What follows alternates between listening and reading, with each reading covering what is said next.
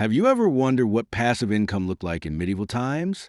The idea of side hustles and passive income is something we talk about a lot today. But what we often fail to realize is this: the concept has existed for centuries. People in the past also wanted to earn a bit of extra income. They wanted additional money to make sure they could take care of their families. Yet, when most people think about the Middle Ages or medieval times, they imagine ancient, unsophisticated societies. That picture isn't entirely accurate. You see, everyone, from the simplest peasant to the highest ranking aristocrat, was usually skilled in multiple trades. They had to be. Life back then was extremely uncertain, and survival often depended on having more than one way to earn money. That's why we find so much historical evidence of alternate income strategies from medieval times, a trend that has continued right up to the present day. So, what options were actually available to people in ancient societies when it came to earning extra income? That's exactly what we're going to explore in today's video. To keep things simple, we'll look at three main social groups and explain how each of them earned extra income: the commoners, the middle class, the aristocratic elites. And if you enjoy videos like this, where history meets money, make sure to subscribe to the channel. All right, let's get into it. Commoners. Surviving inside, hustling at the bottom. Let's start with the commoners, those at the very bottom of the social ladder. These were the humble folk who made up the vast majority of medieval societies. We're talking about peasants, serfs, and small-time landholders. Life for them was rough, and sometimes even brutal.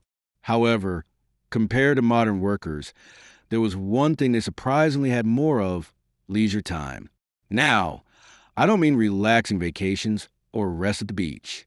What I mean is unused time, hours in the day when they weren't actively working. It wasn't enjoyable downtime, but they did have more unoccupied time than the average working person today.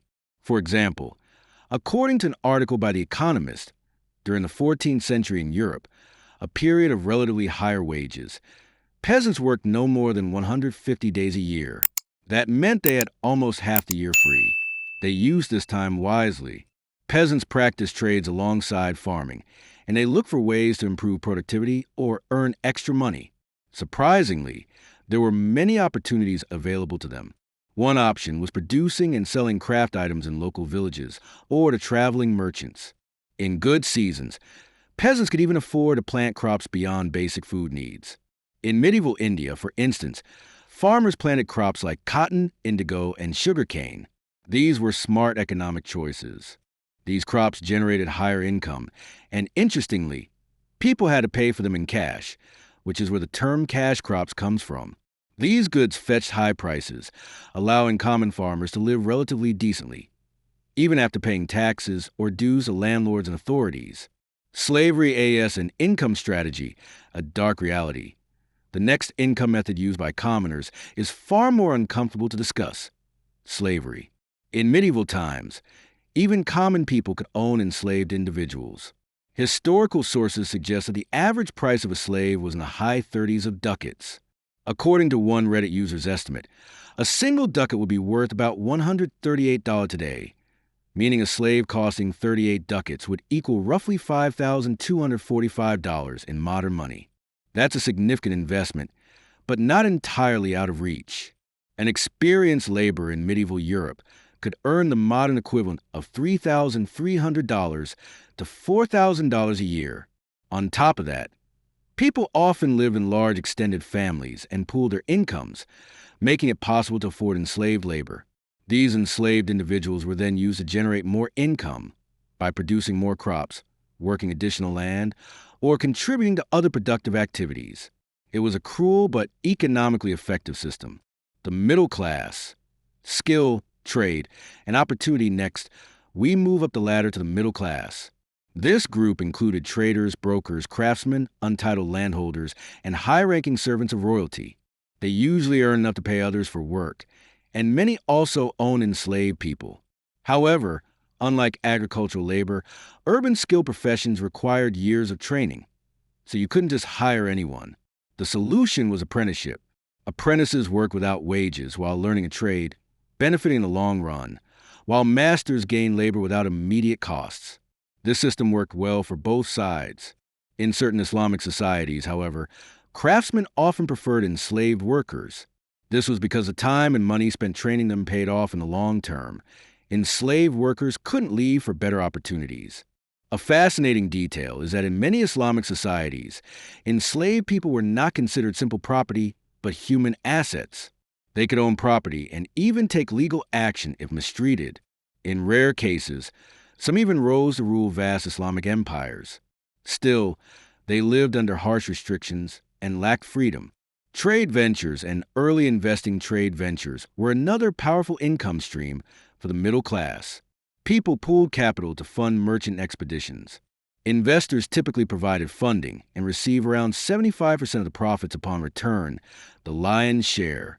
A less risky alternative involved buying goods from rural producers and selling them in town markets. An even safer method was arranging a fixed payment from the producer, allowing them to keep any profits. This worked well for people with limited capital. Corruption as a side hustle, another income method. Though deeply immoral, was corruption. Middle-class individuals could volunteer as tax collectors for local lords. With minimal oversight, tax collectors gathered more money than legally required, passed extra funds to their lord, and took a commission for themselves. It was profitable, unethical, and very common. The elites. True passive income. Finally, we reach the aristocratic elites. Their entire existence revolved around true passive income, earning money while doing nothing. They controlled vast agricultural lands worked by others. But that was never enough. Elites invested heavily in trade ventures. One famous example is Henry the Navigator of Portugal, who financed dangerous maritime expeditions that helped pave the way for Europe's future dominance. Others focus on extracting wealth from commoners through licenses to marry, move, trade, or fortify homes, tolls on travelers and merchants selling noble titles when short on cash. When elites felt secure, exploitation became extreme. History shows us that while the desire to earn more while doing less can drive progress, it can also lead to terrible atrocities. And surprisingly, that fundamental desire hasn't changed much. Passive income and side hustles are just as relevant today as they were centuries ago. If you're curious about the state of investments, finance, and economy in the Middle Ages, the recent past, and today, feel free to check out my other videos. If you haven't subscribed yet, please subscribe. See you in the next video. Take care and goodbye.